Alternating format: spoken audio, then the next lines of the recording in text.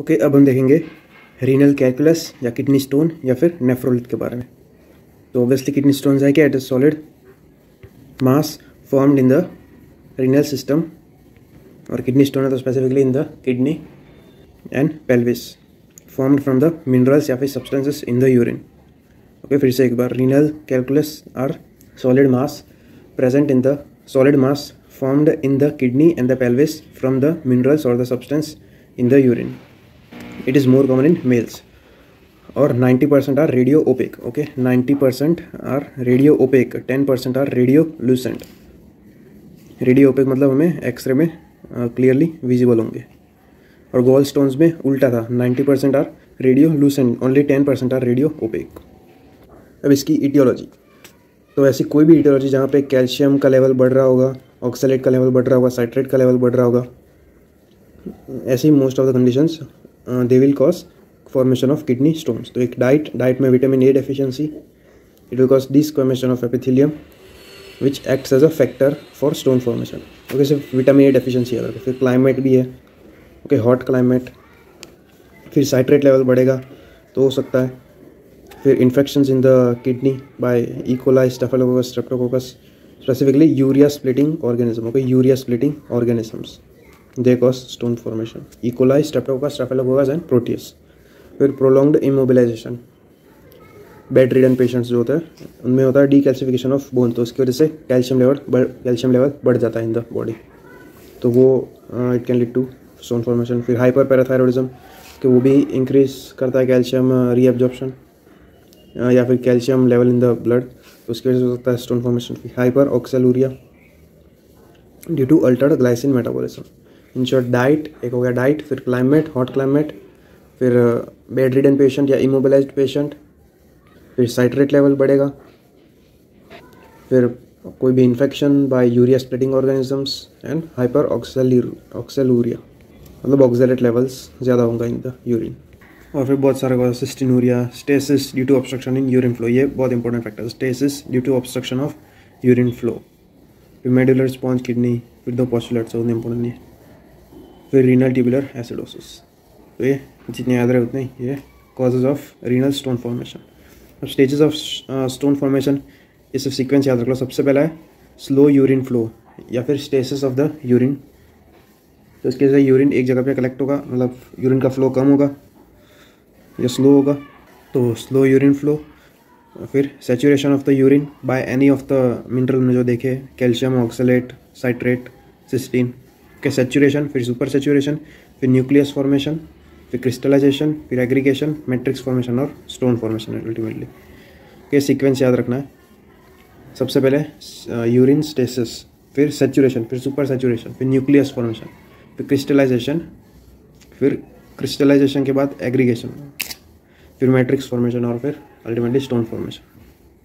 तो ये एक प्लेन एक्सरे दिया हुआ है यहाँ पे, ये किडनी होगी और यहाँ पे हमें बड़ा सा स्टोन फॉर्मेशन दिख रहा है, स्टोन दिख रहा है, किडनी स्टोन। अब देखते हैं टाइप्स ऑफ स्टोन। तो इसका एक न्यूमोनिक है OTCPU, O से ऑक्सलेट, T से ट्राइफॉस्फेट, C से सिस्टीन स्टोन्स, P से फॉस्फेट स्टोन्स और U से यूरिक एसिड और यूरेट स्टोन्स। और भी है like xanthine stone, Indigo stones, लेकिन वो रेयर है। तो सबसे पहला है ऑक्सलेट स्टोन, यहाँ पे भी पहला है, तो इट इज़ मोस्ट कॉमन, क्योंकि 75% इट इज़ ऑक्सलेट स्टोन। ये कब होता है, when there is hyper saturation of urine with calcium oxalate.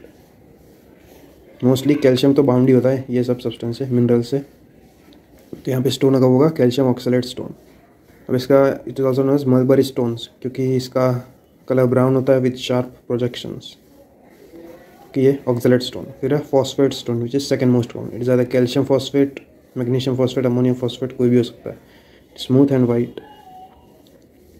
ये अब हमें ये भी देखना है कि ये स्टोन्स फॉर्मेशन किस टाइप की यूरिन में फॉर्म होता है, एसिडिक यूरिन में फॉर्म होता है या फिर एल्कलाइन यूरिन में फॉर्म होता है। तो ऑक्सलेट स्टोन्स वो एसिडिक यूरिन में फॉर्म होते हैं, ओके, एसिडिक। फिर phosphate stones they are formed in alkaline urine, okay, formed in alkaline urine, they are smooth and white. अब अगर in alkaline urine it enlarges rapidly filling renal calyces taking their shape, okay, phosphate stone बढ़ जाएंगे, फिर renal calyx का जो shape होता है तो ये सपोज यहाँ पे स्टोन है तो ये बढ़ेगा बढ़ेगा बढ़ेगा, फिर ये रीनल कैलिसिस उनका भी शेप ले लेगा, तो उसका अल्टीमेटली शेप कुछ ऐसा हो जाएगा, which is Stag horn appearance. जो एक हिरन होता है उसका जो सींग होता है उसके जैसा अपीयरेंस, स्टैग हॉर्न अपीयरेंस या फिर स्टैग हॉर्न कैलकुलस। ओके, अगर इसकी साइज़ बहुत बढ़ गई तो ये था फॉस्फेट स्टोन। अब थर्ड है uric acid stone. Uric acid stone obviously नाम में पता चलता है, जब यूरिक एसिड का लेवल बढ़ेगा तो फॉर्म होंगे uric acid stone. Uric acid किस में बढ़ता है? In gout and hyper uricosuria and altered purine metabolism. Okay, uric acid waste product ही है ऑफ प्यूरिन मेटाबॉलिज्म, तो उसमें बढ़ेगा यूरिक एसिड लेवल। तो in gout, hyper uricosuria and altered purine metabolism ये फॉर्म होता है इन एसिडिक यूरिन। अगर यूरिक एसिड स्टोन हमें पता चला कि कोई पेशेंट में, तो उसमें हमें ट्रीटमेंट में देना पड़ेगा एलोप्यूरिनोल। के एलोप्यूरिनोल जो गाउट की ट्रीटमेंट में यूज़ होता है, एलोप्यूरिनोल इन यूरिक एसिड स्टोन। फिर फोर्थ है यूरेट स्टोन, ऑलमोस्ट सेम ही है। फिर cysteine stone occurs in cystinuria when there is defective absorption of cystin, तो सिस्टिन का लेवल बढ़ेगा तो उसकी वजह से होगा सिस्टिन स्टोन। ये भी होता है इन एसिडिक यूरिन। फिर उसके बाद जैंथिन और indigo stones, they are very rare, तो उन्हें थे स्ट्रूवाइट या फिर ट्राईफॉस्फेट स्टोन्स। ट्राईफॉस्फेट स्टोन याद रहेगा, ट्राईफॉस्फेट या फिर स्ट्रूवाइट स्टोन। ये कंपाउंड है of 3 minerals. Okay, calcium, magnesium and ammonium phosphate. Calcium, magnesium and ammonium phosphate, इसलिए इसका नाम है triphosphate mixed with carbonate. It occurs in presence of ammonia and urea splitting organism. जो हमने ऑर्गेनिज्म देखा था, staphylococcus, Streptococcus, E coli, Proteus, Klebsiella, वो सब इनकी प्रेजेंस में होता है ट्राईफॉस्फेट स्टोन। अब मैंने पहले बताया कि 90% स्टोन्स आर रेडियो ओपेक, तो ये सब रेडियो ओपेक हो गए except uric acid stones which is radio lucent. Okay, याद रखना uric acid is radio lucent. और सारे मोस्टली फॉर्म होंगे in acidic urine except phosphate stone जो भी फॉर्म हो रहा था इन अल्कलाइन यूरिन, बाकी सारे इन एसिडिक यूरिन। तो ये टाइप्स ऑफ स्टोन फिर से एक बार क्विकली बता देता हूँ।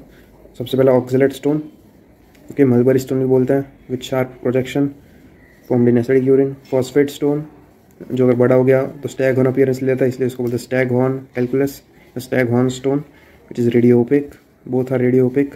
फिर थर्ड है uric acid stone which is radiolucent, occurs in gout, hyperuricosuriya and altered purine metabolism। Treatment में हमें एलोप्यूरिनोल भी देना पड़ेगा पेशेंट को। फिर urate stone, cystine stone, occurs in defective absorption of cystin from tubules, occurs in cystinuria, also formed in acidic urine।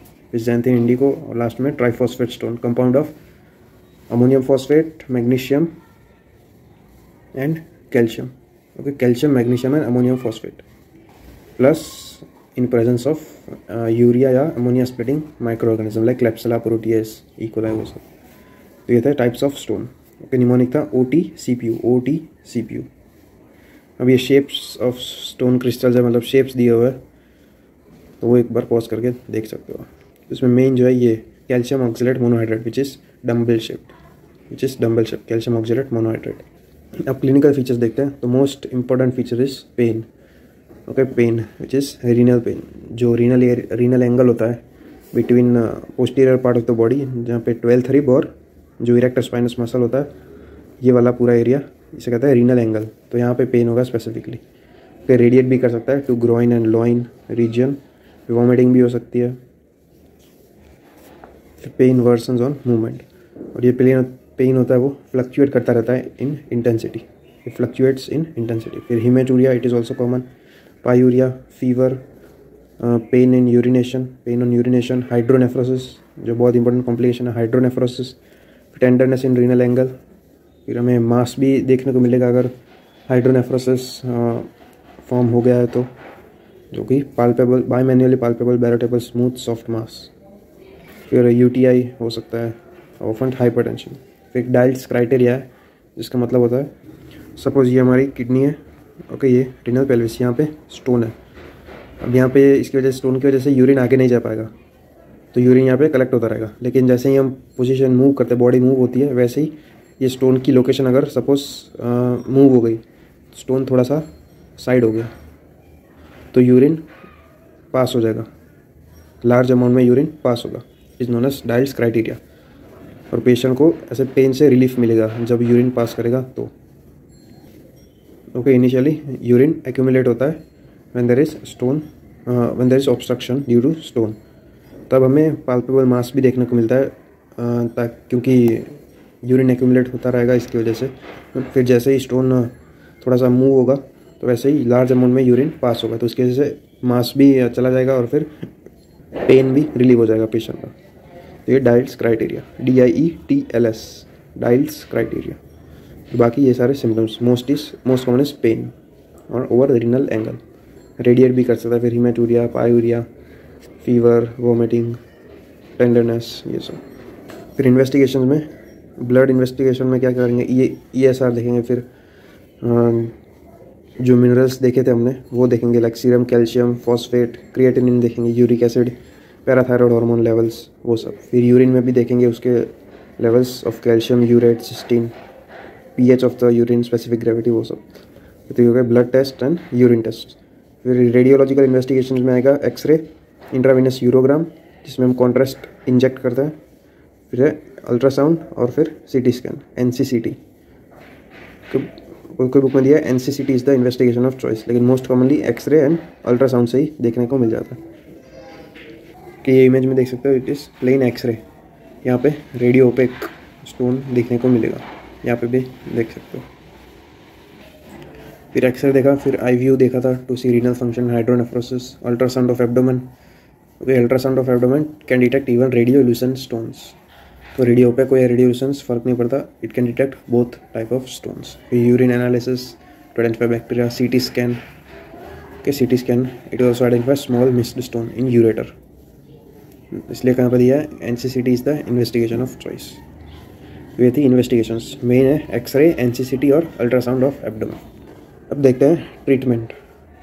तो initially medical management देंगे, like analgesics, फिर symptomatic treatment of fever, vomiting, वो सब, IV fluids. फिर अगर patient की जो stone की साइज़ है it is less than 5 to 6 mm, तो फिर हम पेशेंट को ऑब्जर्व करेंगे, क्योंकि ये मोस्टली स्पॉन्टेनियसली पास हो जाता है इन द यूरिन, तो उसमें कोई भी सर्जिकल इंटरवेंशन की ज़रूरत नहीं। फिर अगर साइज़ मोर देन 8 mm हुई, मोर देन 6 to 8 mm, तो फिर हमें ट्रीटमेंट करनी पड़ेगी, या फिर मल्टीपल स्टोन्स हुए तो ट्रीटमेंट में एक है नॉन इन्वेजिव मेथड्स और इन्वेजिव मेथड्स। तो सबसे पहले नॉन इन्वेजिव मेथड में उसका नाम है ESWL, which is extra corporeal shock wave lithotripsy. उनका extra corporeal shock wave lithotripsy, litho मतलब स्टोन, लिथोट्रिप्सी। इसमें हम क्या करेंगे, पेशेंट को यहाँ पे बेड पे सुपाइन पोजीशन में लेटाएंगे, फिर हम इलेक्ट्रोमैग्नेटिक शॉक वेव्स पास करेंगे over the region of the kidney stone. तो ये इलेक्ट्रोमैग्नेटिक शॉक वेव्स की मदद से जो स्टोन होगा वो ब्रेक हो जाएगा, there will be fragmentation of stones. यहाँ पे दिया shocks are produced at 2 per second, 1000 to 4000 shocks are required for each stones. तो यहाँ पे सिंपली इसका प्रोसीजर क्या है, यहाँ stone is located and observe through the C-arm guidance या फिर फ्लोरोस्कोप और अल्ट्रासाउंड। ये जो मशीन देख रहे हो ये था C-arm गाइडेंस, इसका शेप C जैसा होता है, इसलिए बोलता है C-arm गाइडेंस, या फिर अल्ट्रासाउंड की मदद से स्टोन को लोकेट करेंगे, ऑब्जर्व करेंगे, फिर शॉक वेव्स पास करेंगे over the region of the stone. तो ये जो कंप्रेसिव वेव्स होगी, shock waves are trigger to create compressive waves, तो वो फ्रेगमेंट कर देगी स्टोन्स को। फिर ये जो फ्रेगमेंट्स छोटे छोटे पीसेस हो गए स्टोन्स के, वो they will pass in the urine, फिर this fragments are flushed out later. तो अभी ये ESWL extra corporeal shock wave lithotripsy, it is the treatment of choice, क्योंकि ये नॉन इन्वेजिव मेथड है। इसके एडवांटेजेस भी है, इट रिक्वायर्स नो एनेस्थेशिया, फिर can be done as OPD procedure, फिर less than 2.5 centimetre stones are well fragmented. फिर hard stones भी बेटर फ्रेगमेंट हो सकते हैं, वो भी रिमूव कर सकते हैं। हम ये प्रोसीजर रिपीटेडली कर सकते हैं ऑन द पेशेंट, क्योंकि ये नॉन इन्वेजिव है। और सपोज अगर ये ट्रीटमेंट फेल हुई तो हम दूसरी सर्जिकल ट्रीटमेंट भी कर सकते हैं। तो ये इसके एडवांटेजेस है, इन सब की वजह से it is the treatment of choice now. अब इसके कॉम्प्लिकेशंस भी है, complication like renal haematoma, severe haematuria और रीनल हीमेटोमा, फिर इंजरी टू एडजेसेंट स्ट्रक्चर्स। जो मोस्ट कॉमन है, ये जो फ्रेगमेंटेड स्टोन्स होता है, ये क्या करेंगे, यूरेटर या फिर जो यूरिथ्रा होता है वहाँ पे कलेक्ट हो जाएंगे और वहाँ पे ब्लॉक कर देंगे वो एरिया को। तो fragmented stones retain in the ureter और यूरेथ्रा, ये इसकी मोस्ट कॉमन कॉम्प्लिकेशन है। और इसकी कॉन्ट्राइंडिकेशन क्या है? कॉन्ट्राइंडिकेशन है प्रेग्नेंट लेडी, ओके, प्रेगनेंसी में हम नहीं कर सकते। फिर अगर कोई ब्लीडिंग डिसऑर्डर है, क्योंकि इसकी कॉम्प्लिकेशन में हीमेटूरिया या फिर हीमेटोमा, तो ब्लीडिंग डिसऑर्डर होगा पेशेंट को तो नहीं कर सकते। फिर रीनल फेलियर है तो नहीं कर सकते। फिर लोअर कैलिक्स स्टोन है तो नहीं कर सकते।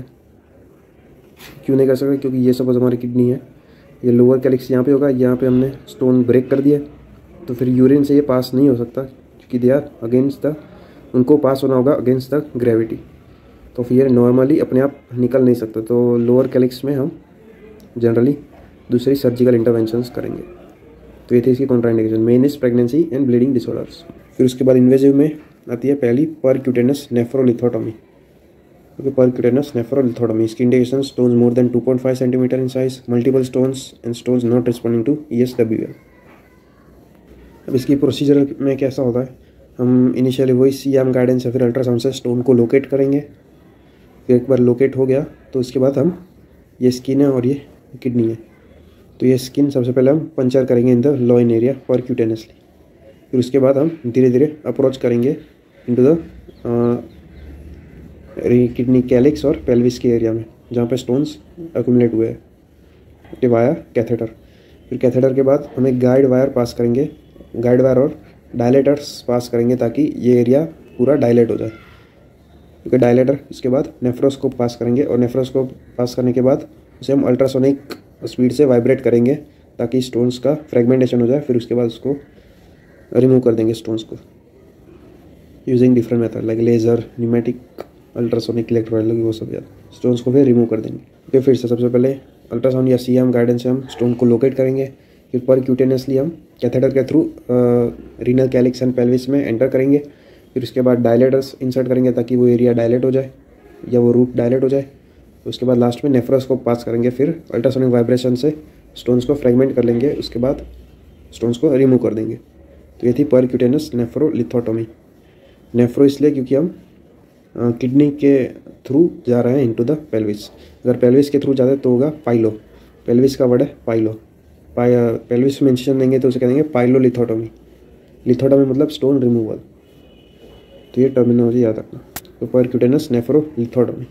फिर इसकी भी कॉम्प्लिकेशन है, मोस्ट कॉमनली हेमरेज होगा, फिर परफोरेशन हो सकता है आफ्टर कलेक्टिंग डक्ट, फिर injury to addition structures like pleura और कोलोन वाइल पासिंग नेफ्रोस्कोप, ये उसके कॉम्प्लिकेशंस।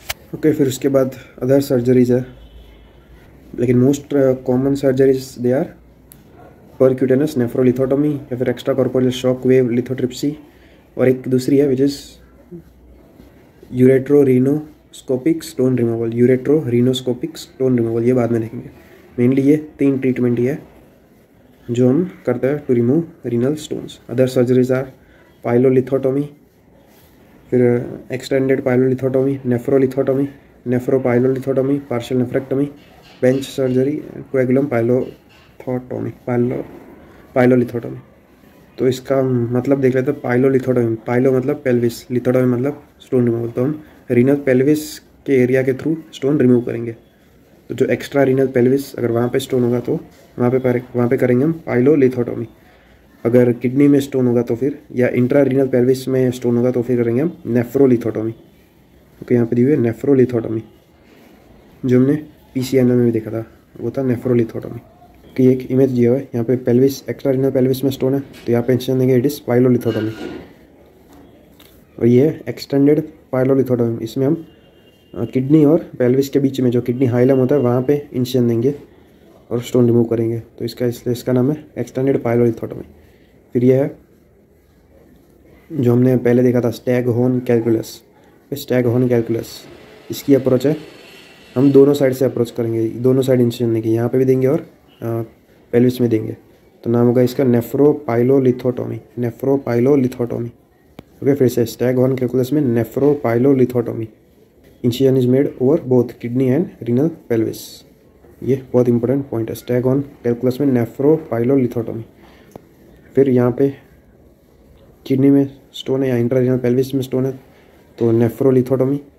और यहाँ पे जो हम इंसिजन देते हैं इसका नाम है ब्रोडल्स लाइन, ब्रोडल्स लाइन। ये एक एवास्कुलर प्लेन होता है इन द किडनी, ताकि हेमरेज और ब्लीडिंग के चांसेस कम हो जाए। Okay, Brodel's line. BRODEL, Brodel's line, जिस a vascular plane in the kidney. ये था नेफ्रोलिथोटोमी। फिर है पार्शियल नेफ्रेक्टोमी, अगर lower pole of the kidney में स्टोन कलेक्ट होता है तो फिर पार्शियल नेफ्रेक्टोमी। फिर ये कोएगुलम पाइलोलिथोटोमी, इतना बोलनी। तो ये थे सर्जरी सारे for removal of renal stones. ये भी एक्सरे दिया है, यहाँ पे भी हम किडनी स्टोन्स देख सकते हैं। अब ये एक अप्रोच लिखी हुई है, हम कैसे अप्रोच करेंगे। तो सबसे पहले हम करेंगे ESWL। ओके, ESWL जिस extra corporal shock wave lithotripsy, ये नॉन इन्वेजिव मेथड। सबसे पहले यही करेंगे ट्रीटमेंट ऑफ चॉइस। अगर ये फेल हो गई तो फिर हम कर सकते हैं परक्यूटेनस नेफ्रोथोटोमी या फिर RIRS, रेट्रोग्रेड इंट्रारीनल सर्जरी, या फिर हमने जो ये देखी थी URS, यूरेट्रो रीनोस्कोपिक स्टोन रिमूवल। बेसिकली इसमें करते कि हम यूरेटर के थ्रू अप्रोच करता है इन टू द पेल्विस, और वहाँ से स्टोन को रिमूव कर देता है वाया द यूरेटर। तो इसलिए इसका नाम है रिट्रोग्रेड इंट्रारीनल स्टोन रिमूवल या फिर सर्जरी। फिर सबसे पहले ESWL, फिर वो फेल हो गई तो PCNL या फिर RIRS, अगर ये भी फेल हो गई तो फिर ये सर्जरी जो भी बताई, पाइलोलिथोटोमी या फिर नेफ्रोलिथोटोमी मोस्ट कॉमनली, और स्टैग ऑन में नेफ्रोपाइलोलिथोटोमी। तो ये था पूरा किडनी स्टोन्स। अब देखते हैं यूरेट्रिक स्टोन या यूरेट्रिक कैल्कुलाई। तो किडनी में अगर स्टोन पास हो गया तो फिर वो यूरेटर में भी कलेक्ट हो सकता है, तो इसको बोलते हैं ureteric कैल्कुलाई। It is always of renal origin, ये ऑलवेज ऑफ रीनल ओरिजिन। और इस यूरेटर के जो स्टोन्स होंगे they will be elongated shape, okay, थोड़े से इलोंगेटेड होंगे। और नॉर्मली एनाटोमी में पता होगा कि यूरेटर में 5 कंस्ट्रिक्शंस होते हैं, तो ये स्टोन्स वहाँ पे कलेक्ट हो सकते हैं। तो 5 कंस्ट्रिक्शंस कौन सा है? एक है PUJ, पेल्विक, जो रीनल पेल्विस होता है, पेल्विस यूरेट्रिक जंक्शन, PUJ या पेल्वो यूरेट्रिक जंक्शन, एक यहाँ पे स्टोन कलेक्ट हो सकता है। फिर एक इलियाक आर्टरी होती है, कॉमन इलियाक आर्टरी या इंटरनल पता नहीं कौन सी, लेकिन इलियाक आर्टरी क्रॉस करती है वहाँ पे। फिर क्रॉसिंग ऑफ वास डिफरेंस। फिर है ब्लैडर मस्कुलेचर, जब outer muscle of the bladder उसको पियर्स करता है यूरेटर, वहाँ पे एक कंस्ट्रिक्शन होता है। फिर है यूरेट्रिक मीएटस, जहाँ पे यूरेटर ओपन होता है इनटू द ब्लैडर, वहाँ पे कंस्ट्रिक्शन होता है। तो 5 हो गए, एक PUJ, एक crossing of internal crossing of iliac vessel, फिर एक क्रॉसिंग ऑफ वास डिफरेंस, फिर ब्लैडर मस्कुलेचर, फिर यूरेट्रिक मीएटस, ये यूरेट्रिक ओपनिंग। ये 5 कंस्ट्रिक्शन है, यहाँ पे स्टोन कलेक्ट हो सकता है।